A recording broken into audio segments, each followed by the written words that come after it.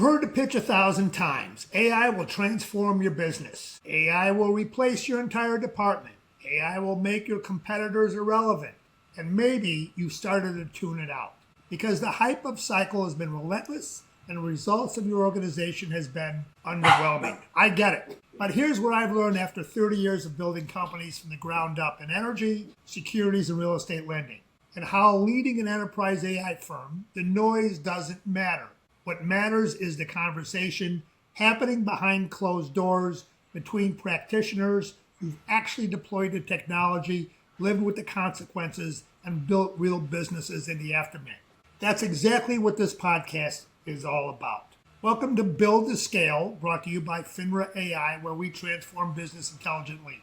I'm Tony O'Brien, Managing Partner and Chief Strategy Officer for FINRA AI. We're a nationally recognized provider of enterprise AI solutions, and our mission is simple. We help organizations translate advanced technology into measurable revenue and operational gains. No theory, no pilot programs that die in committee actual results. Every episode, I'm going to sit down with operators, investors, builders who are in the arena, people who are making hard decisions about AI adoption, workforce transformation, and where this technology is actually headed. Today's guest is one of those rare people who have seen this movie from multiple angles. He's a seasoned consultant who works for SMB startups, pre-deal advisory across a wide range of industries. He's opinionated, he's direct, and he does not suffer hype gladly. His firm, C32.co, focuses on optimizing the value creation chain using technology as the lever. Please welcome Chris Mersuka. Thanks for having me on. Well, before we get into the substance, I want to start where every good conversation starts, with a story. You've had a career path that most people would call unconventional. Tell the audience a little about how you ended up where you are today. Well, I've done a number in my life. To date, 14 startups. I did my first startup actually in high school. Basically, I moved to the San Francisco Bay Area in the late 1990s during the first .com boom, and then went to work for a company that invented the banner ad. And at the time, we owned 60% of the advertising inventory on the internet. And the company, I was employee 180, and the company grew to 4,000 people 18 months later when I left, and then IPO'd shortly after that. And then after that, I did a bunch of startups as CTO and VP of engineering.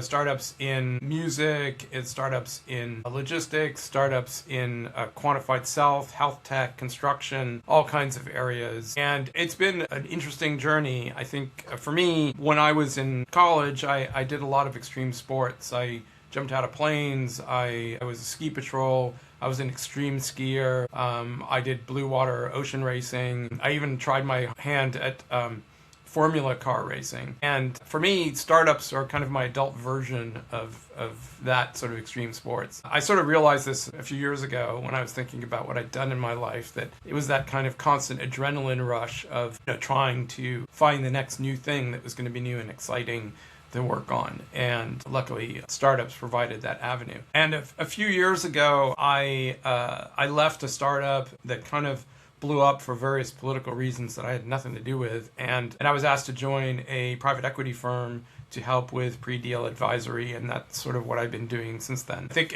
it's kind of an interesting world. Private equity is kind of an inflection point right now in terms of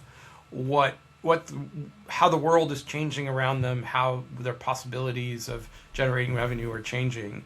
AI clearly is having an outside impact on everything. I sort of view AI as being finally delivering on the promise of computers that we've been promised for the last 30, 40 years, that they were going to help us out and automate all this stuff for us. And instead, they've seemed to have just created much more work for everyone. And maybe we're finally coming full circle and they're finally become useful. Although even that's kind of a question mark. I love that framing, extreme sports to startups, because it's actually accurate, right? The risk profile, the physical, the mental commitment, and the understanding that hesitation can kill you. Yeah. Most people think of startups as glamorous things, but the reality is it's more like free soloing El Capitan than opening Yeah. a coffee shop. Yep. Yep. And as somebody who used to be a climbing ranger, I agree with that analogy. So yeah, I think what people so there's a friend of mine, Tony Perkins, who not the VC but a different one. He went to high school with Steve Jobs in Palo Alto, and somewhere in the 80s, Steve Jobs had been on the cover of Time magazine, and Tony ran into him at the Safeway in Palo Alto and said, "Congratulations on your overnight success." And Steve Jobs said, "It's only taken me 10 years to be an overnight success." And I think this is the sort of underwater iceberg that nobody ever sees. The amount of effort and level of commitment that you need and perseverance that you need to be successful as a startup entrepreneur is off the charts. I mean, we're talking about 15, 20-hour days for years on end. People don't realize the toll that it takes on people. When I moved out to Silicon Valley, I was recruited by a recruiter to come work at Organic, and I ran into him about 10 years later, and he said to me, "You're still married? Wow, most people I recruited are divorced." And the reason is because of this crazy lifestyle that you're all in, committed. I always joke about a guy who I met who moved to San Francisco to do a startup, and he sold everything he owned, and he lived in a school bus in order to have the resources to just get this thing off the ground. So you really have to be all in and be willing to do whatever it takes. And in that sense, it is very similar to doing in extreme sports, because a startup probably won't kill you if you fail, but in extreme sports, you might die if you fail. So that's where the analogy kind of comes to an end. But it is pretty difficult. And I think the other reality that people don't realize is people who are successful have oftentimes had 2 or 3 failures before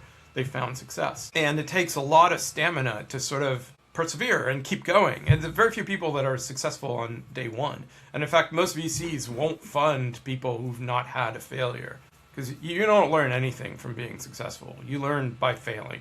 So. That's such an unappreciated point. You're right. I had a similar evolution. I came out of hockey, moved into securities, ran a proprietary hedge fund for nearly 2 decades, then pivoted to real estate lending, started a real estate lender, grew it into a top 10 commercial lending nationally. And here I am at FINRA AI trying to do for AI commercialization what I did for those other industries. Mm-hmm. Our common thread, we have to be willing to reinvent ourselves completely without nostalgia. Mm-hmm. Chris, let's go deeper into that, because I think it connects directly to what you see with your consulting clients. Mm-hmm. Where do most SMBs and startups actually break down? I think you've got to be careful. Building a startup from 0 to 1, as they describe it nowadays, so getting it, as I call it, out of the ground and into a functional organization, is an extremely difficult thing to do. It requires a lot of perseverance and a lot of willingness to do things that people disagree with. I used to give a presentation at conferences about why startups fail, and it only had 3 slides. The first one was about focus. You need to focus. And the reason is, it's pretty simple. You just don't have the resources to boil the ocean. You got to focus on something narrow that you can sink your teeth into and iterate on and get that going. The other thing, and what people often forget, is that at the end of the day, any company is selling to other humans. You're not selling to, as much as people would like it, to AI. You're not selling to cars, and you're not selling to buildings. You're selling to other people. And so you really need to focus on the customer and remember that customer in your journey. And finally, at least in startup land, you have to exit at some point. Nobody makes any money until you exit. And so if you don't build your startup with that in mind, with the idea in mind that you're going to exit at some point, then it becomes very difficult to actually build that momentum for exit. And that's a problem, because nobody makes money until you exit. I think in the sort of lower middle market where PE plays, it's a bit of a different story, because PE is really looking for companies that are revenue positive and already have a clear commercial trajectory. I think the problem that we see right now in private equity is that private equity has for decades lived off of financial shenanigans and financial engineering to derive value from their portfolios. And that doesn't work anymore. That's sort of hit a wall, and it's a dead end. And now they need to focus on operational optimizations of various kinds. And of course, they're all a bunch of investment bankers. They know absolutely nothing about running companies. And so this is kind of the place that they're in. And that's where they hire people like me, is to help them figure out how do we turn this thing into value by fixing up the operations in various ways. In that sense, it's not too different than doing a startup, if you will, except you're starting from a known quantity, and the growth expectations are not nearly as high as they are in a startup. But the problems are all the same. I mean, I once sat down with a VP of a $1 billion division at Motorola. We were talking about startup land. He was a client of mine at the time. We were doing some strategy work on one of his products. And I was talking about this, and he said, oh, we have the exact same problems, just much bigger scale.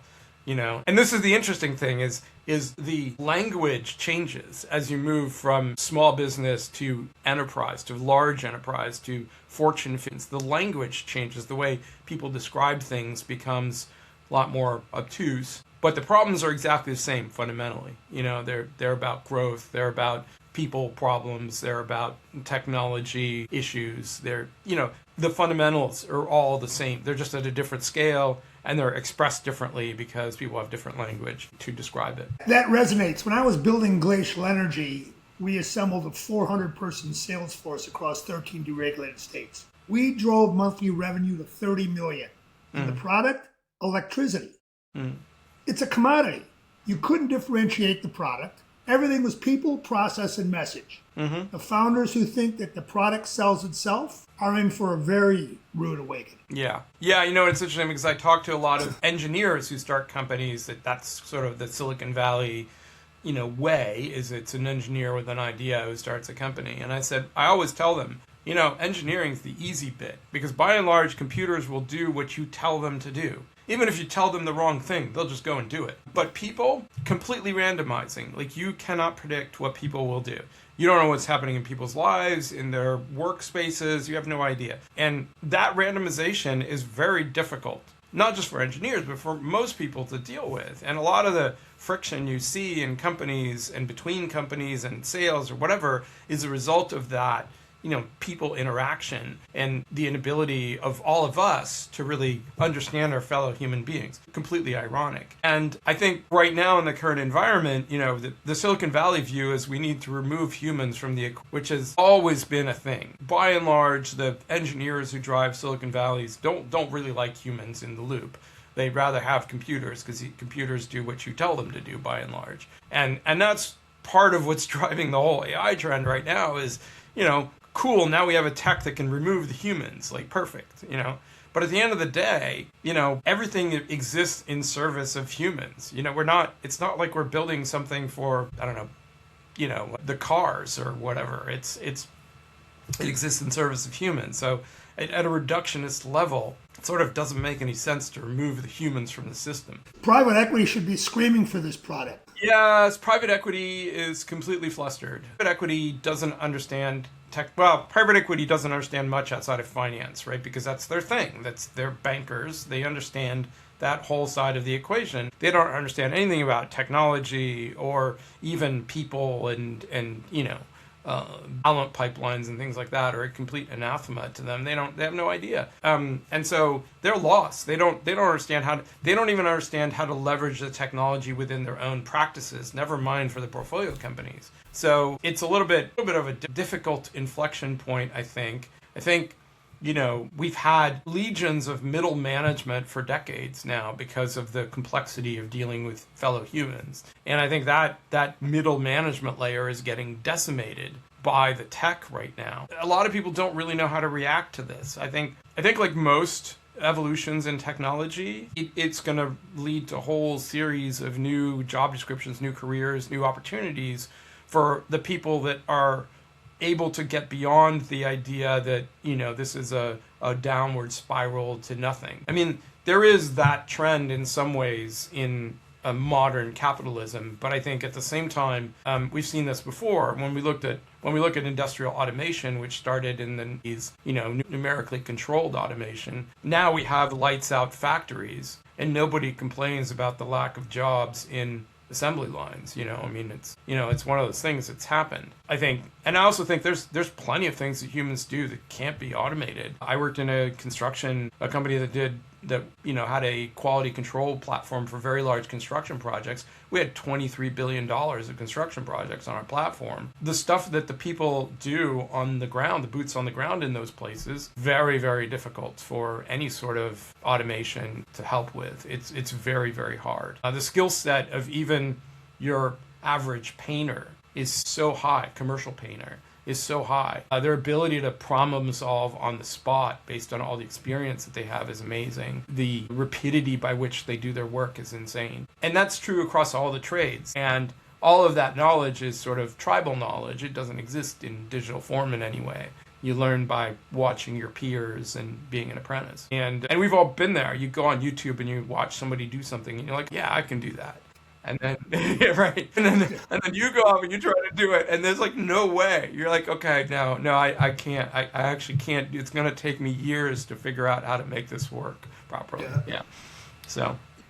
You brought a specific example to me in our previous phone call that I want to take a moment with. You had a client who built an internal AI-powered billing system in 3 months, replaced the SaaS vendor entirely. Yep. Walk me through that and why that matters. So in this particular industry, the cost and the overhead of billing takes a big chunk of your margin. And specialization really helps when you're talking about billing in this particular industry. The problem that this particular client had was that they wanted more control over the billing system because they needed more specialized functionality in there. But as a company whose core is not technology, but whose core is a completely different non-technology business, it had been really difficult for them to figure out how to actually do this. Not just specifying what they needed, but then finding a talent pool capable of building it. And what they did is, with a very small number of people, I think their team is half a dozen or something,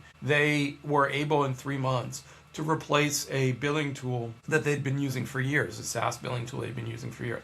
A specialist SaaS billing tool built for their industry. And it took them roughly 3 months to go from zero to production.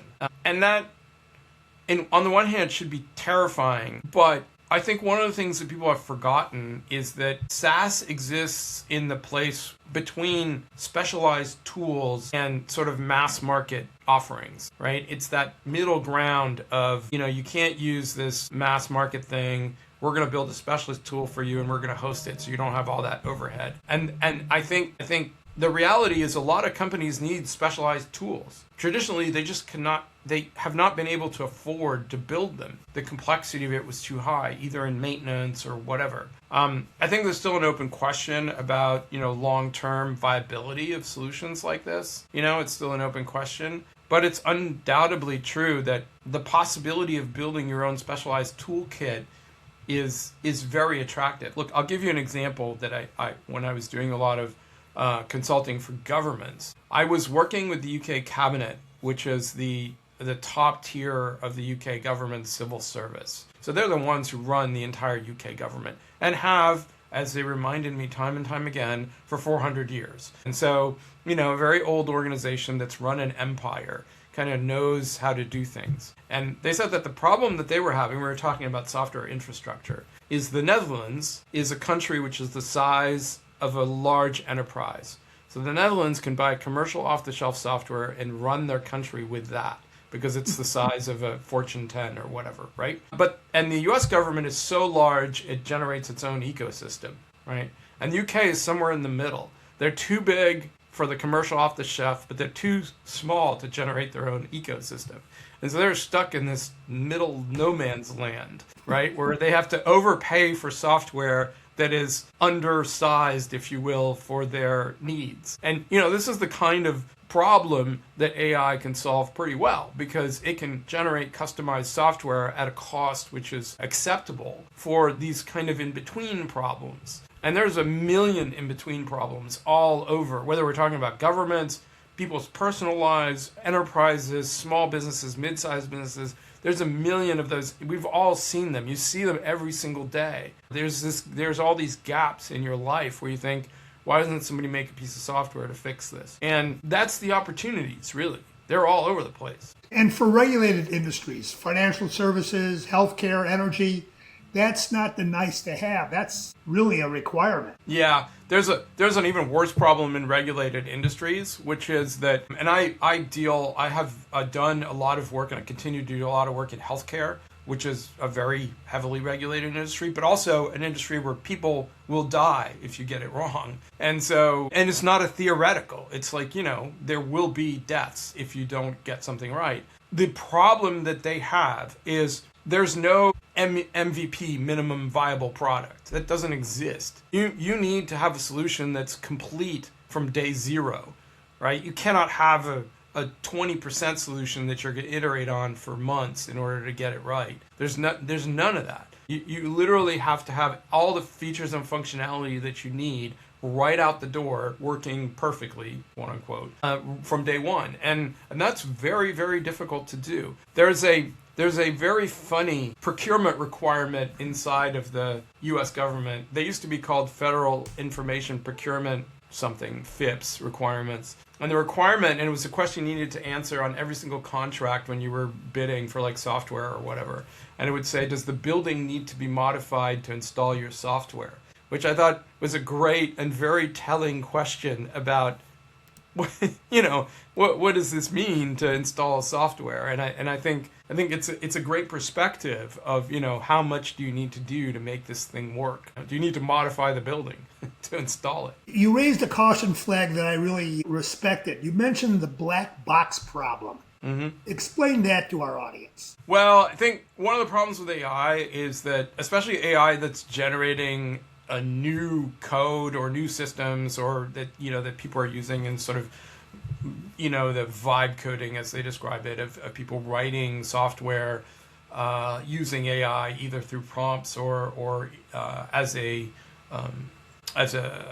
sidecar which is helping you write software. A lot of the times the software that's written is a black box to humans. People don't really understand how it works, how it's working to deliver the outputs. So, you have a bunch of inputs going in and a bunch of things coming out. What happens in the middle is kind of an unknown. Sometimes that's okay because you don't really care how it happens, as long as the input, it can consume the input and correctly output the thing.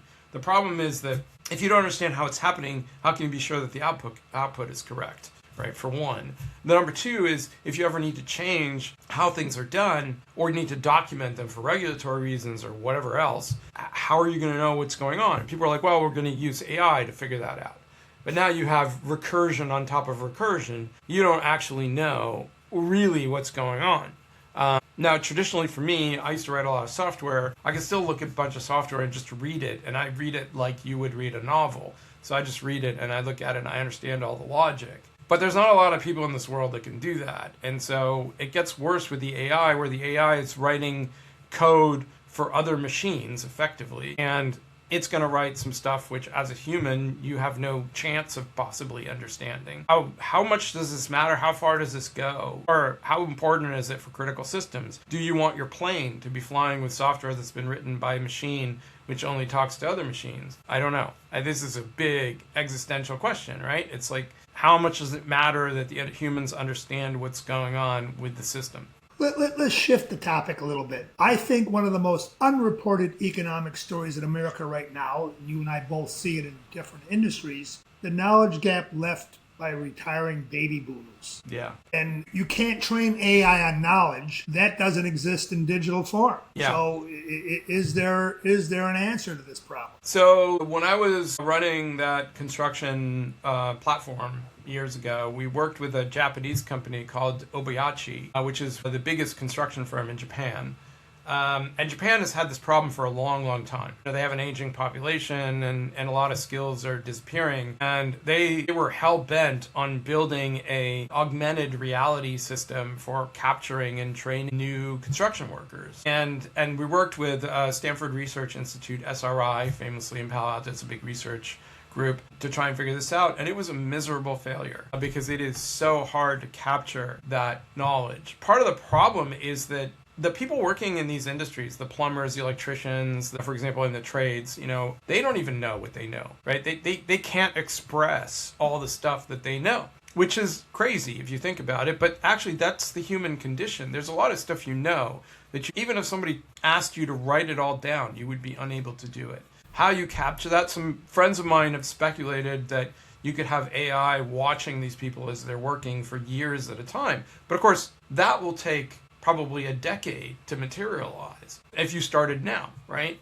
And that would be, how many people would you have to train to capture all the knowledge in an industry? It'd be enormous. You just, you're talking about tens of thousands of people, possibly. So yeah, that the baby boomers retiring are a giant problem across the world.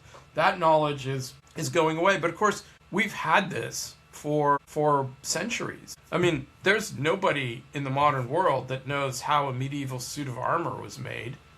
Is that a problem? Well, we don't really use those things anymore anyway, right? There are people that are attempting to reproduce this. There's a crazy guy in 1900 who was working at the Met in New York and who bought all the tools of the last living armorer in Europe. And those tools wound up at the Met in New York. And now the Met is this is the Metropolitan Museum of Art in New York, is the foremost authority for armor manufacturing and restoration in the world, because they have all the tools and they have sort of tribal knowledge, let's call it that has been passed on between the curators and the restorers about how this stuff was done. So you have this singular place, which has, because of some crazy person in 1900, has captured the knowledge of an entire industry which has gone. How much of that is there around? I don't know, but it just goes to show the difficulty of actually doing this. Is it relevant? Big question. I think, it's an odd situation that we're finding ourselves in the sense that we have automated systems that are capable of replicating to a certain level the human experience and human ways of thinking. And yet it is unable to capture the stuff that a certain group of the population has in their heads.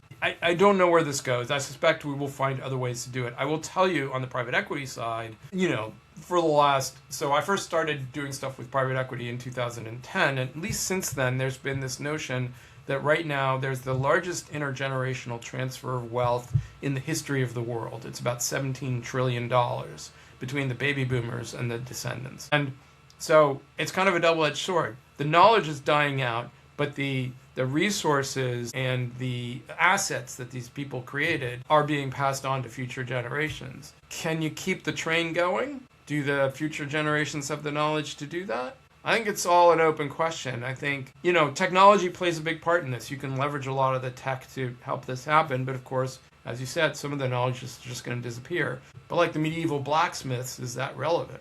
I don't know. Philosophical question, really, at some point. So what's the strategic play? How do organizations capture that knowledge before it walks out the door? I guess that's the big question that a lot of companies are facing today. Well, I think the big mistake that a lot of companies are facing is by not hiring juniors, right? By not hiring people who are fresh out of university or trade schools or even just out of high school and training them. Companies are terrified that they're going to train somebody and then they're going to walk out the door because, that training is worth a lot of money. I think that's probably because they're not giving those people the right incentives to stay, but that's a different discussion. And we see this in tech right now.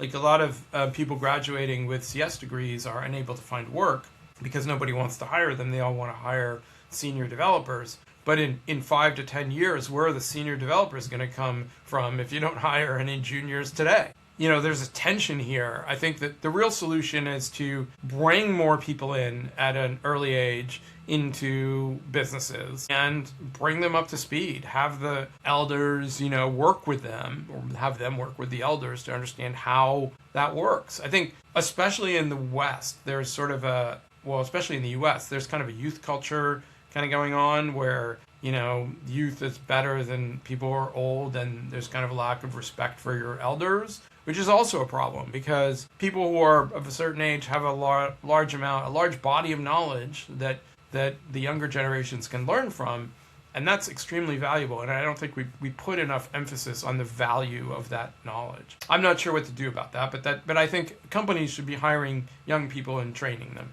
And bringing them into the fold, and even at the highest levels, there's no reason why the CEO of a Fortune 10 company can't have an intern that's just out of college or even in college to learn what it's like to be an executive.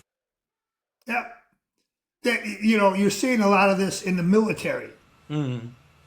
The jobs today that are so super critical are highly trained, very expensive. They put their 4 or 5 years in and they leave, and they take their expertise to the private sector.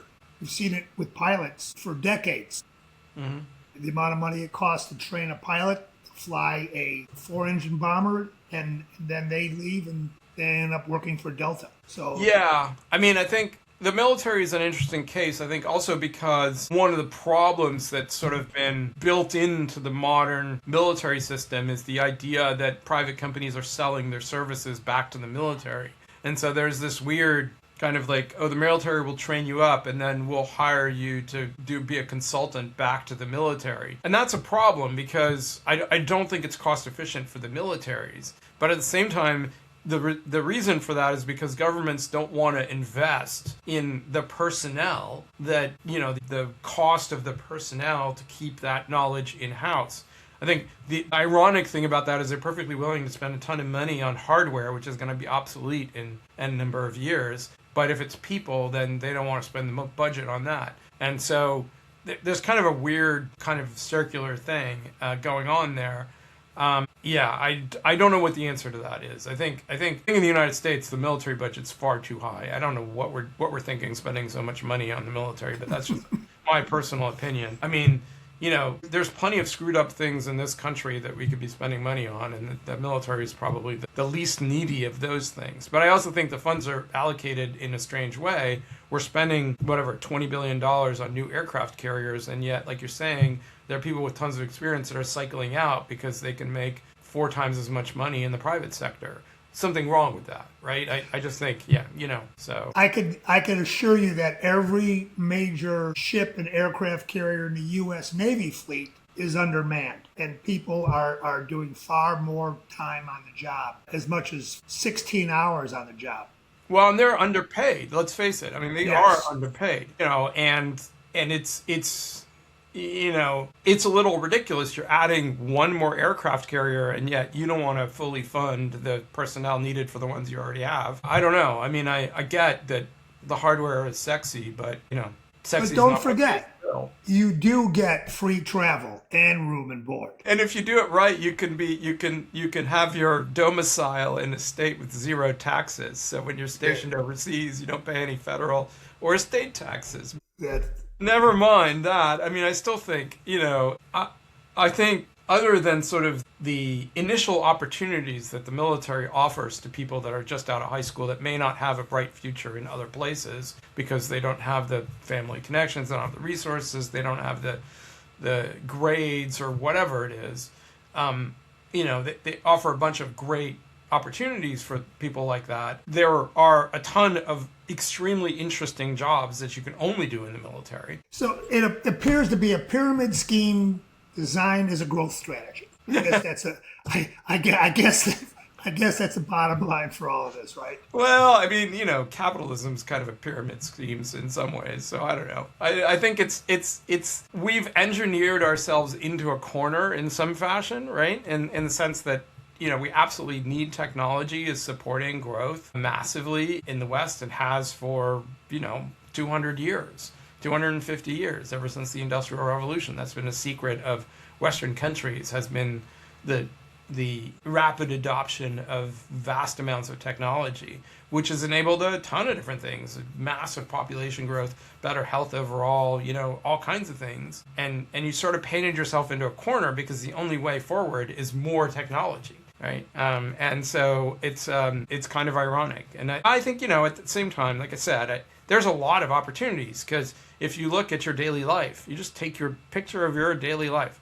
There's so much stuff you encounter on a daily basis where you think, why isn't there X, right? Or Y or Z? And like I said at the beginning, I think, one of the things about AI that I see is it's finally delivering on the promise of computing, right? We were promised that computers were going to make our lives easier 30, 40 years ago when personal computers emerged. And until now, that really hasn't happened.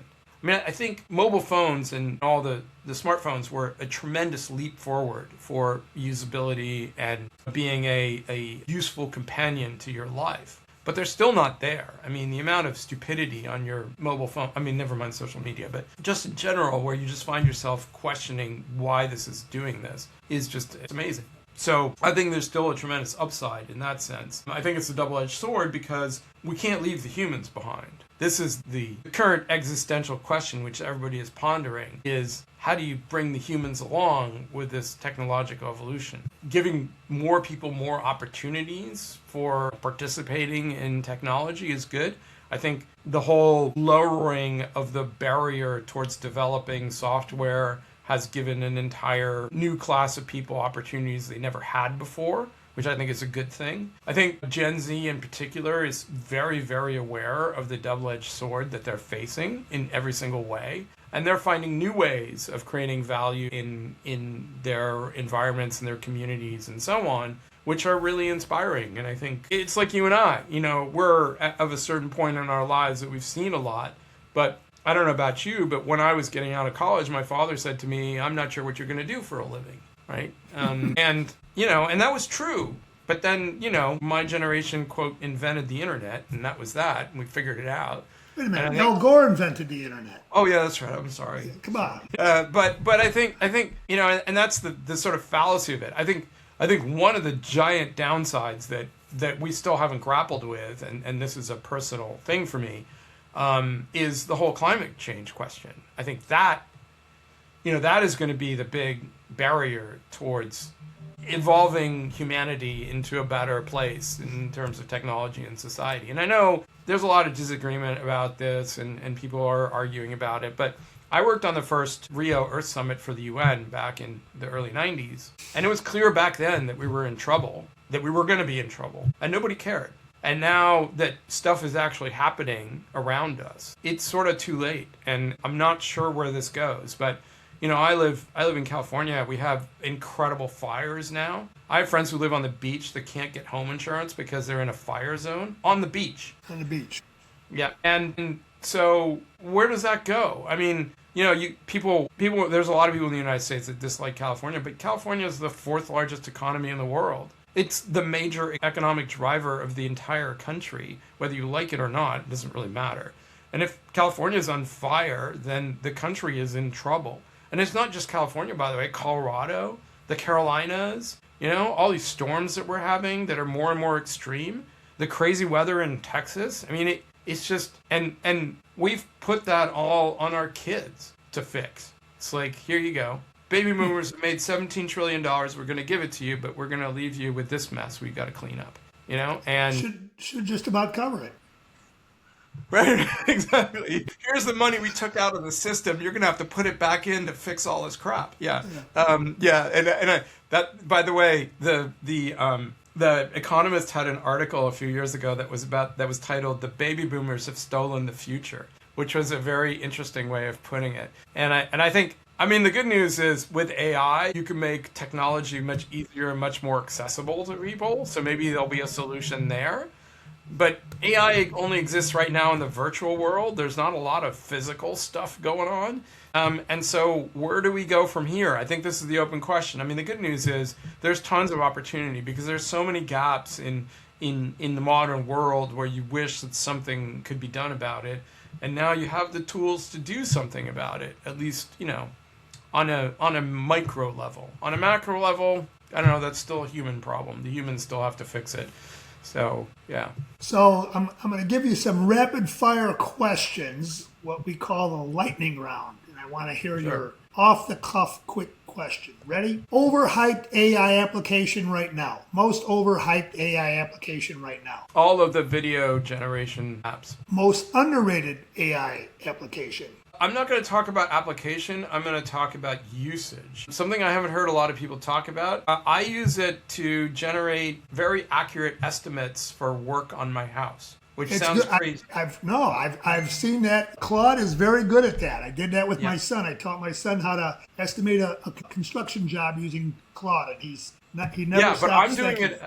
I'm doing it as the client. Okay. So instead of a contractor generating a quote using AI, I'm actually generating the quote for myself using AI so that I know what to expect when I get a quote from a contractor.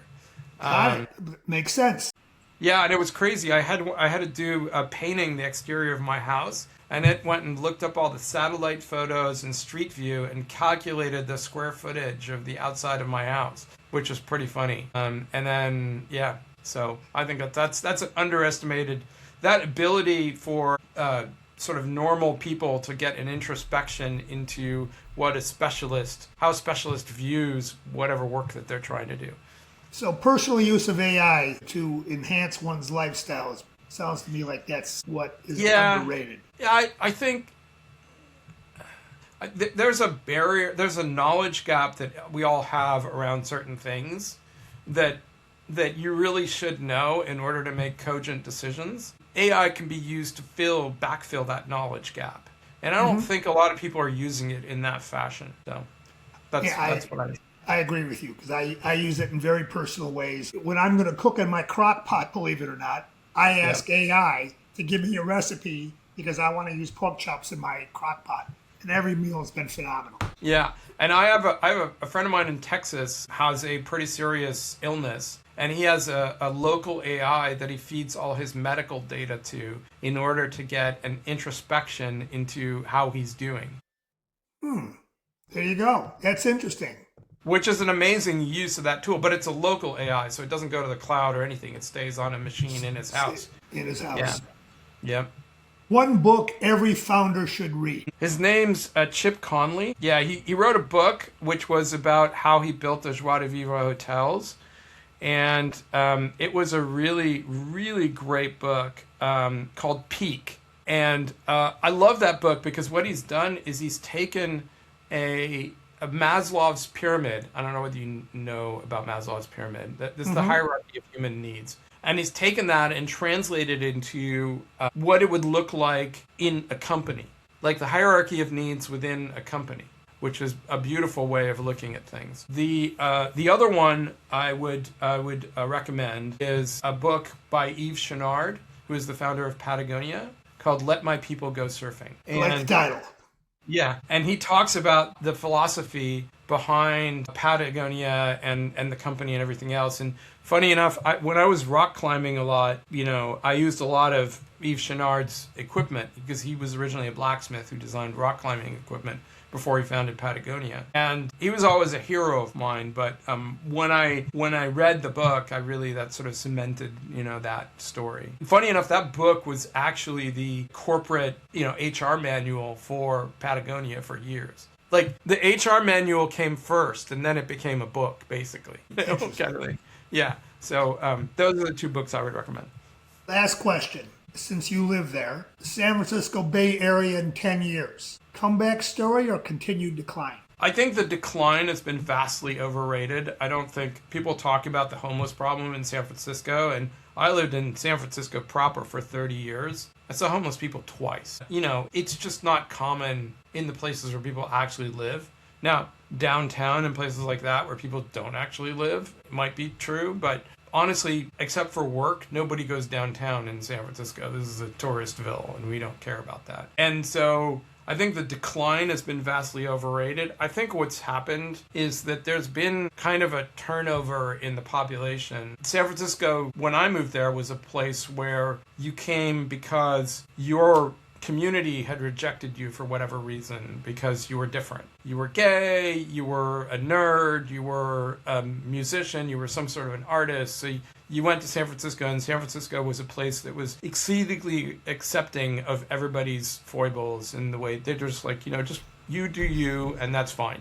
Whatever. We don't care. And because it was not a wealthy place, it was a relatively affordable place for people to go and live. And that created an incredible culture and situation. The company I worked for, Organic, when I moved out to San Francisco, was started by a DJ.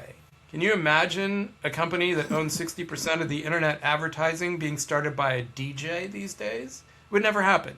And that level of creativity just doesn't exist anymore because the cost of living in San Francisco has pushed that creative class, that, outlier class has pushed them out of San Francisco, and the only people who are left are sort of wealthy tech people, and they're not that creative, and they don't go out to eat because they work too much, and so they don't go out to plays or movies or anything like that, or performances of any kind. They don't care. They don't even buy art because they don't care. They have a decorator that does that for them. And so the net result of that is that the culture of the city has changed to the extent where it's not the interesting creative place it used to be. And that's the biggest problem. And so does San Francisco return to the way it was in, say, the late 90s, early 2000s? I doubt it, simply because the cost of housing there is ridiculous. My old house in San Francisco, 1,300 square feet apartment on top of a garage, sold for $2.5 million.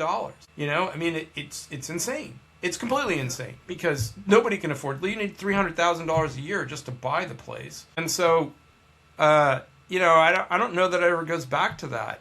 Maybe it becomes like Monaco or someplace like that. It's kind of what it's become. Sort of a sterile place full of wealthy people that have 20 places to live. 1/3 of all the housing in San Francisco is empty because they're just sort of vacation apartments or whatever you want to call them. Mm-hmm. Or as a friend of mine says, horizontally oriented investment vehicles. And I mean, I don't know. It's not that place anymore. And unless there's a giant earthquake that destroys half the city, it's unlikely to return to be that place again. So I don't know. I think that's kind of wishful thinking. My real question is, where is the next place where all the creative people are going that's going to be interesting and an interesting place to live? That's where I want to go. Like, I don't want to live in a place with a bunch of wealthy people that don't care about the world. Like, whatever. So I don't know. I think that's the death of San Francisco is greatly exaggerated. I think there's a lot of media hype around that. I don't think it's actually true. The city is far too wealthy for anything like that. But it's changed. And it's not changed for me at least, it's not changed. It's not a place I want to live, so I think, does it in 10 years, what does it look like? I don't know, Monaco, someplace like that, someplace which has far too much money and too little going on kind of thing. And and that's just getting worse with AI, right? You get engineers making $500,000 a year in base salary. I read somebody I relatively know makes $7 million a year at a big tech company in salary. Amazing. This has been exactly the kind of conversation I had built this show for. No fluff, no vendor pitches, dressed up as though thought leadership, just two operators, you and I, who built things, broken things, and learned something every time. Yep. The through line of everything we discussed today is something I believe deeply. Companies that win in this environment aren't going to be the ones with the most sophisticated AI. They're going to be the ones with the clearest thinking about what problem they're solving and who they're solving it for and what it actually takes to execute. Chris, where can people find you, connect with your work, and follow what you're building at C? Yeah, you can reach me. You can send me an email. My email is ckm@c32.co. You can find me at c32.co or on LinkedIn. Just Google Chris Maresca, and you can find me there as well. Or on LinkedIn, feel free to connect, reach out and connect. I'm happy to have a chat with anybody. I'm pretty open about talking with people. If this conversation resonates with you, share it. Not because we need the downloads, but because the people in your network who are about to make a bad AI decision need to hear this. The cost of bad AI strategy is not just about wasting money. It's lost time, lost talent, and lost competitive position. Forward this episode to one who needs it. Second, if you're leading an organization that you're trying to figure out where it actually fits, where to start, and how to build something sustainable rather than proof of concept that never scales, that's exactly what we do at Findra AI. We're practitioners. We build, we deploy, we measure results. You can reach us at findraai.com. Come have a real conversation with us. No pitch deck required. I'm Tony O'Brien. You've been listening to Beyond the Hype, brought to you by Findra AI, transforming business intelligently. Until next time, stay strategic, stay skeptical, and do the work.